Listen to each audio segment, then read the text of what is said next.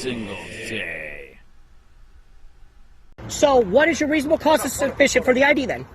Wait, didn't we talk on when? No, I've never talked to you. No, not you then. I don't know who it was. So civilly, okay, it rules that you have to abate it, which means cease it. Okay? Correct. So if we have to come out here again, you're getting a $100 fine. Okay. And if you refuse to stop the bullhorn, you will be arrested for obstruction. Obstruction? Yes. But it's protesting. You can't make... No, ceasing, no. It'd be ceasing the orders. We respect your protest right. Clearly not. But when the pro-choicers were out here, you didn't but give them this. That's not true. I was not even here for that. A bunch. City Clerk's Office, this is Leah. How can I help you? Yeah, I'm calling to find out where I get the permit to use a bullhorn on a public sidewalk. Lipker, the Punta Gorda police officer, told a friend of mine that he has to get a permit to use a bullhorn on a public sidewalk. And I'm wondering where do I go to pay that and what ordinance is that? Okay, sure. One moment, please. Are you still there? Yep. Okay, we're just looking into it. It's just another moment. Okay, can I make a comment a second?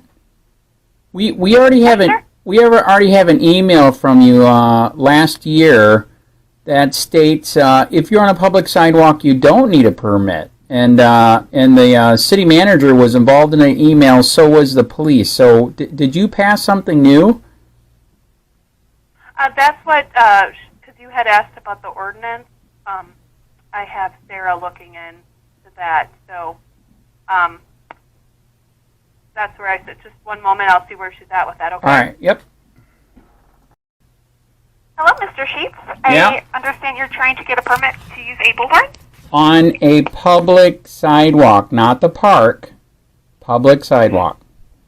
Okay. If you would like to submit a request to use a bullhorn, you're going to want to send that in, a written request to the city manager, because city council will need to grant approval at a public meeting. Now, what I was just explaining to her, we have an email from you guys a year ago where the city manager and the police say in the email you do not need one for a public sidewalk. And in fact, the Democrats that want to kill babies just had a bunch of bullhorns on video and pictures, and the police weren't telling them to get a permit.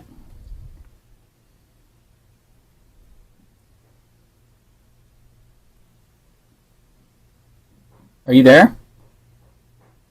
Yes, I'm sorry. I was trying to just pull up Chapter 14 of the Code of Ordinance. So yeah, you have one for the park. I already know that.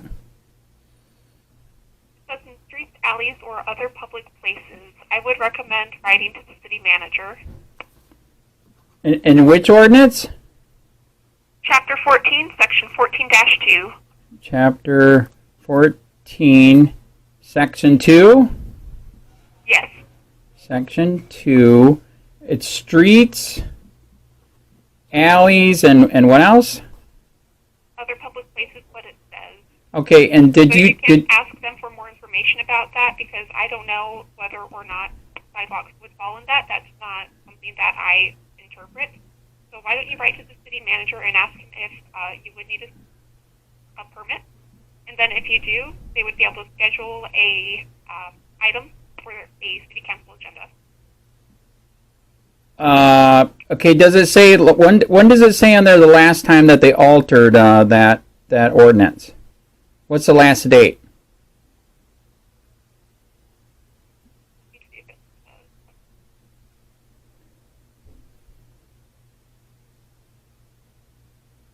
It looks like 2010. Yeah, so, yeah, they didn't.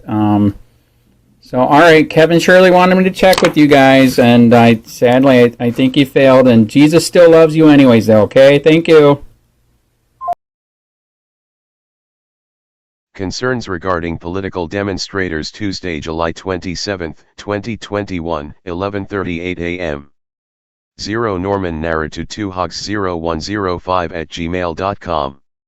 C.C. Gregory B. Murray, Jason Chiskini Public Safety Building, US 41 N Street, at approximately 6 p.m. and was scheduled to go until 9 p.m. at or not receiving much attention.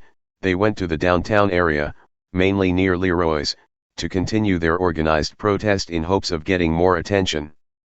We sent officers to the area when we received a call for service and confirmed that they were the same individuals conducting the organized protest and that they changed locations.